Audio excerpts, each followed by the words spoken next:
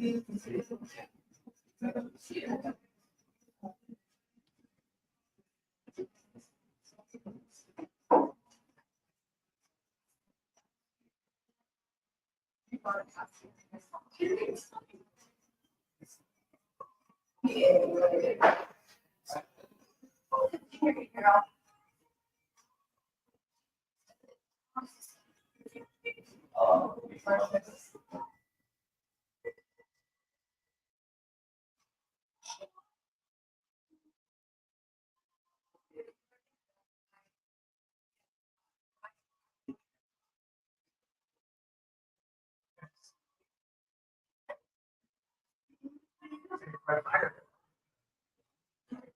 there, I think I am on live. Let's see.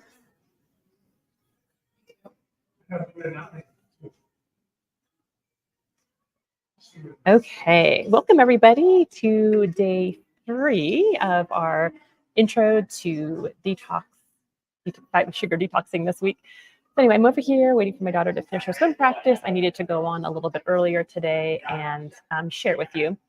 So today we're going to be talking about what to add and what to eliminate with your diet. So I'm going to share with you, as I have been this week, some practical strategies of what you should add to your diet and what you should avoid to crush cravings, lose weight, and feel better now. So let's go ahead and give away our prize for today. So our prize winner, I just want to make sure I have the right person. Candace Nips. Congratulations, Candace. So you are the winner for yesterday's homework raffle from day 2. So let me know if you would like a copy of one of my books, if you would like a coupon to my Etsy store gift certificate, or if you would like a 25% off coupon for any of my groups or programs. So congratulations, Candace, and thank you so much for participating this week. So as we are getting started and jumping in, if you're watching this recorded or you're watching this live right now, go ahead and let me know, how did it go yesterday? How was day 2 been for you? Have you even started yet? Are you feeling like a huge change in your life right now? Do you feel like it's been really easy? Do you feel like it's getting challenging? Are the sugar cravings coming up? How are you doing? How did it go yesterday and how are you feeling? So let's share that below. I think I'm 18 days into my sugar detox. I started with my group, the Ageless Body Blueprint. We started with a liver detox, then a parasite candida cleanse, and now I'm sugar detoxing with you all.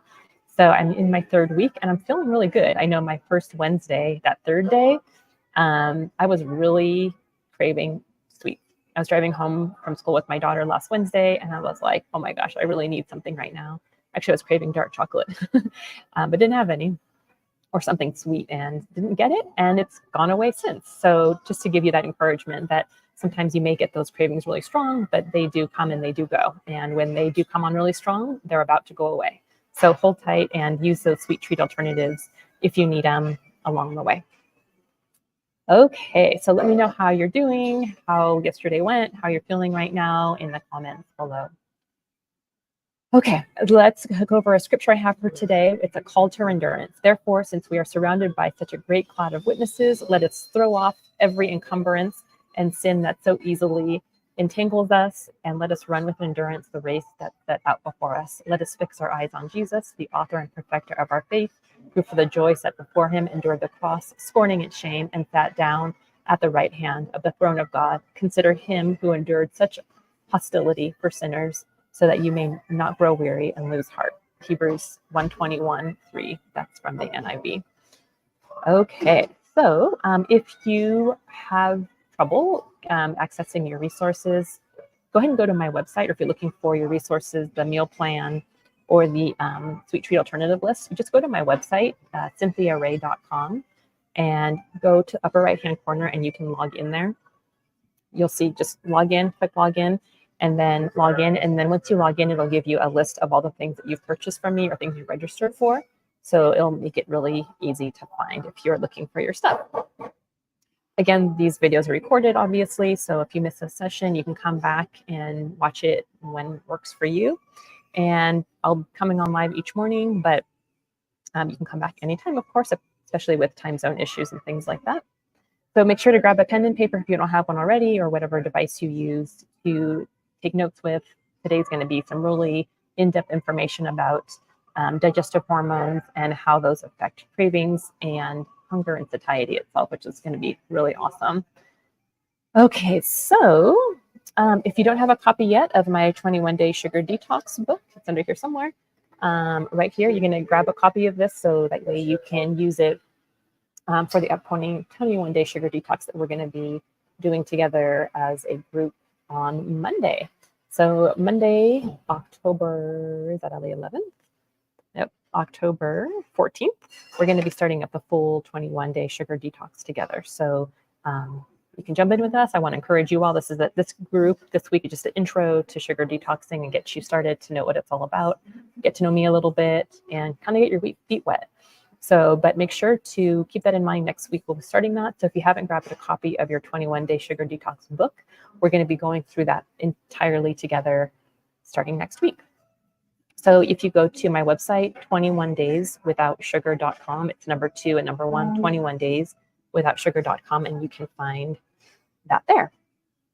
Okay, so now let's go ahead and talk about, the price. Sorry, the price is $27 per person. You have 30 days together. So just $27 for the entire month. And we're going to have a private Facebook group community that we're going to meet in and share and coach and walk through this process daily together. All right. So let's see. Okay, let's talk about what to add and what to eliminate. So how can sugar and carbs cause weight gain? So I know I get it. Sometimes eating sugary foods is just absolutely lovely. It's almost soul-filling.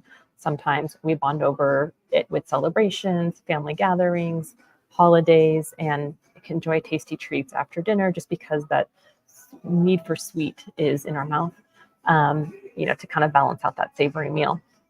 So for this week, I just really want to give you an opportunity to challenge you to step back and think what it's like to live life without it, right? To instead replace it enjoying some herbal tea, a glass of water, some, coffee in the evening if you want decaf coffee with non-dairy cream such as almond or macadamia or nut or coconut milk. You don't have to live all or nothing, or if you want to just have nothing and sit with it, that's totally fine too. Sit with a craving and just see how it goes. It's going to go away within 20 minutes anyway. So something to keep in mind. And the other thing too is I've noticed over time with my groups and just with me is that when something is taken away from you for a period of time, you're forced to handle the emotions that you are maybe using food to mask or control. But now it's wide open. Now you have to figure out what you're going to do with those emotions and handle them in a healthy way. So feelings of deprivation can come up like anger, loneliness, fatigue, and just that desire for something sweet on your tongue can really be challenging. So it's going to force you to acknowledge those feelings, feel uncomfortable for a little bit.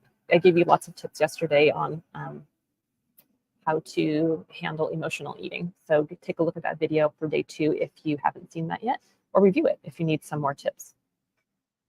So as a review, we are eliminating foods that contain refined sugar like pastries, ice cream and sauces, honey, artificial sweeteners, dairy, alcohol, wheat products, processed packaged foods, and white rice.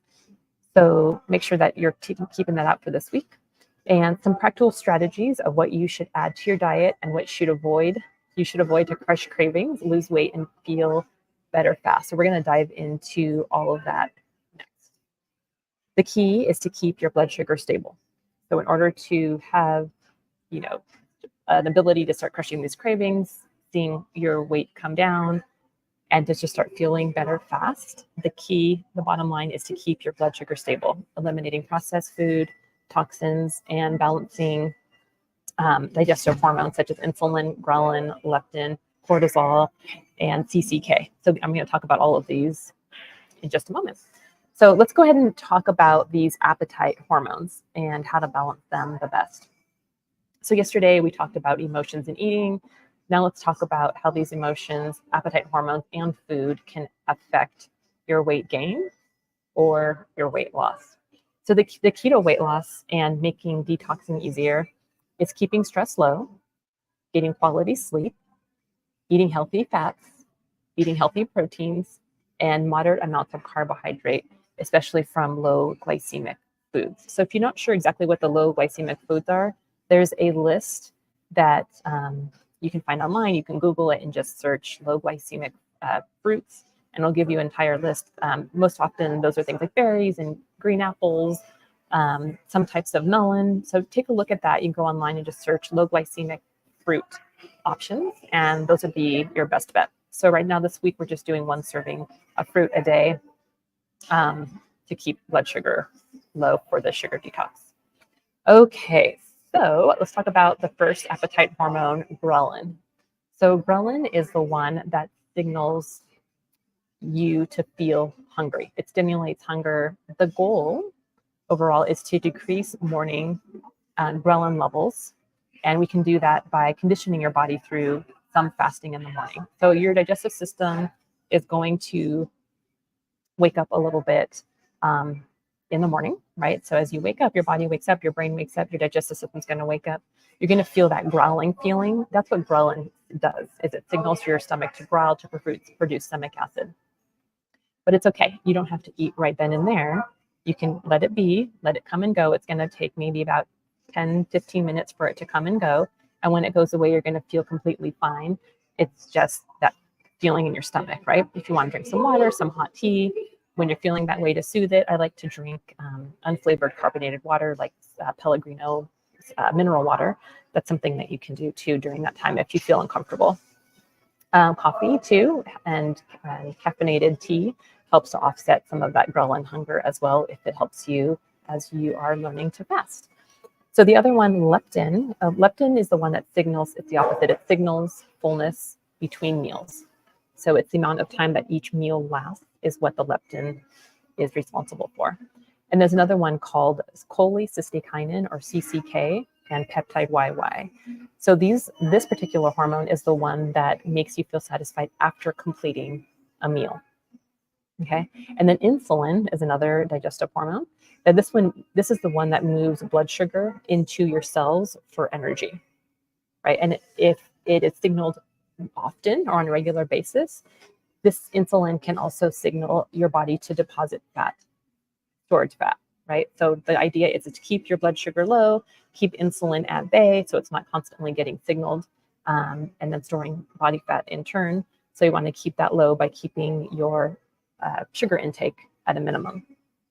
Okay, so the last one is cortisol. So cortisol is elevated with stress, right? So that stress hormone is actually elevated first thing in the morning. It's that hormone that wakes us up at the beginning of the day.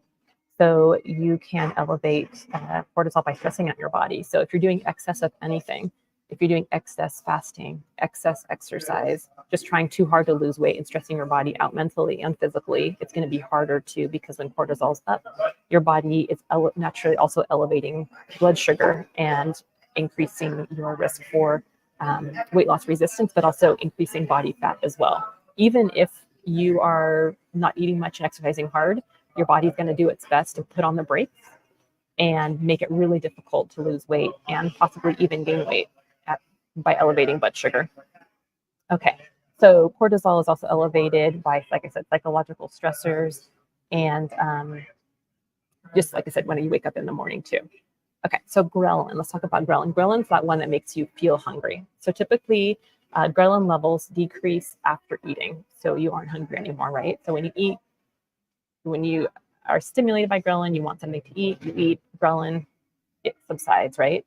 However, this is interesting. When you're eating carbohydrate foods, it has no effect on ghrelin. Ghrelin is not stimulated.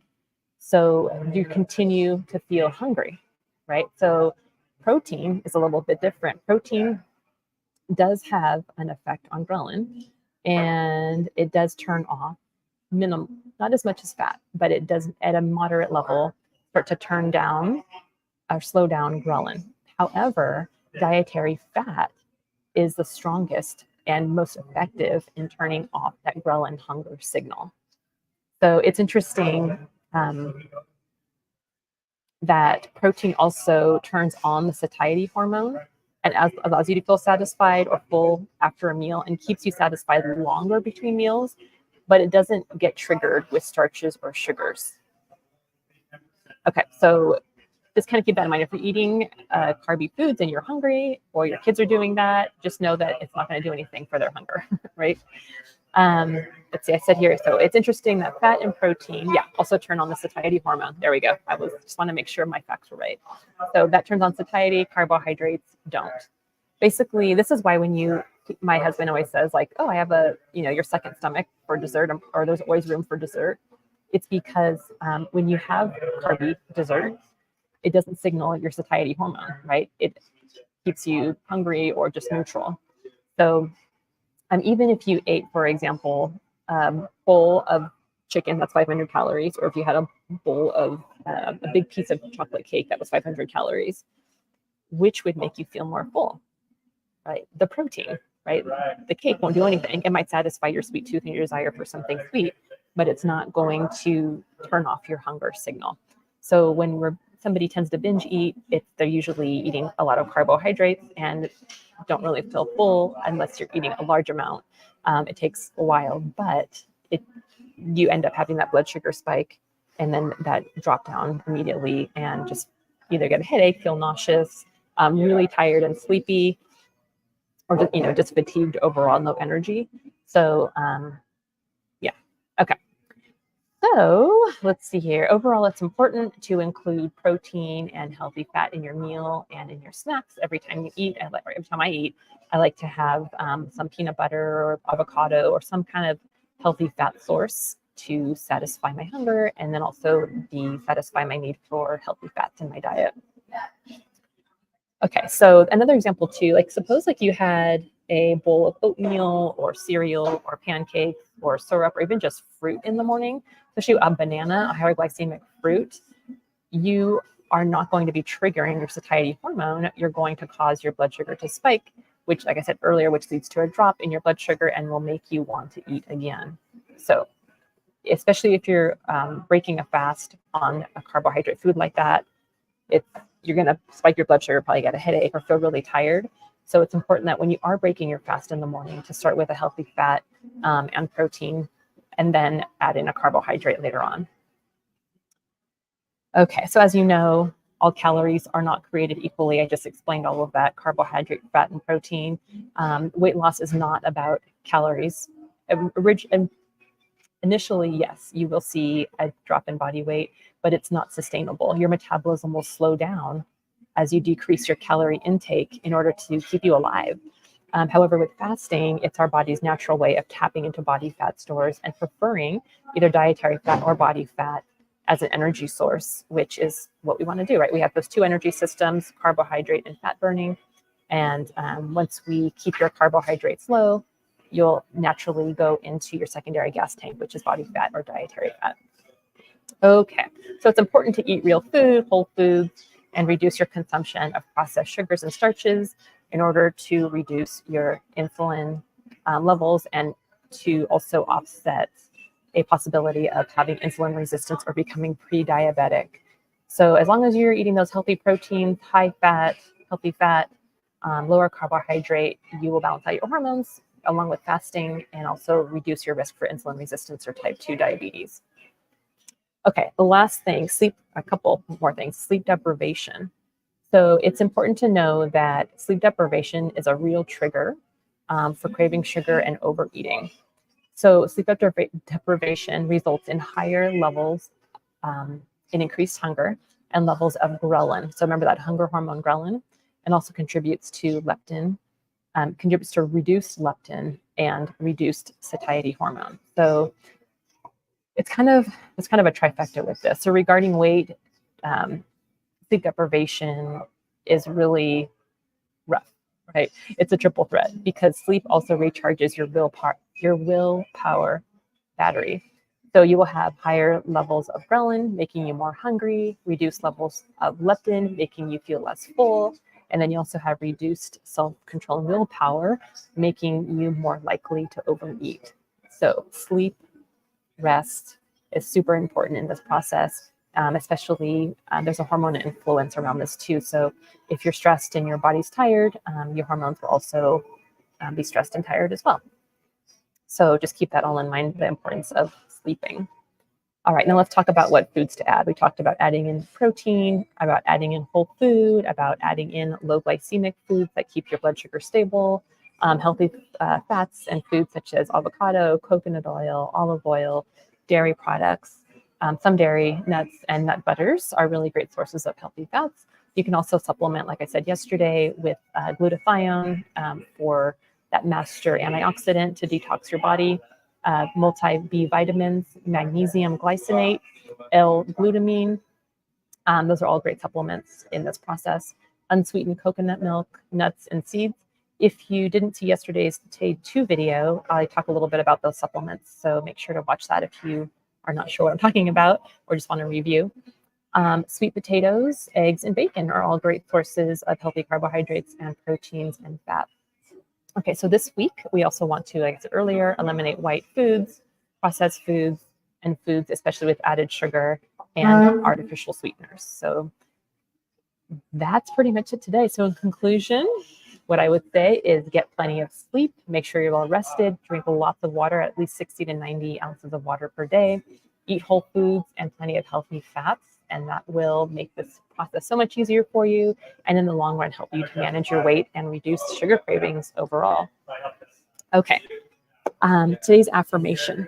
So I am gracious with myself, and when things get hard and I slip up, I forgive myself and move on. Jumping back in where I left off, treating it like just a speed bump in the road. So it's, I am gracious with myself, and when things get hard and I slip up, I forgive myself and I move on. Jump back in where I left off, just as if I went over a speed bump in the road. Okay, so today's assignment for the raffle prize is to share something you learned and spoke to you the most, and how you can implement it to improve your results. So share something you learned and that really spoke to you the most so far this week, and then how you can implement that particular thing and improve your results overall for the end of the week. So you've got a couple more days left.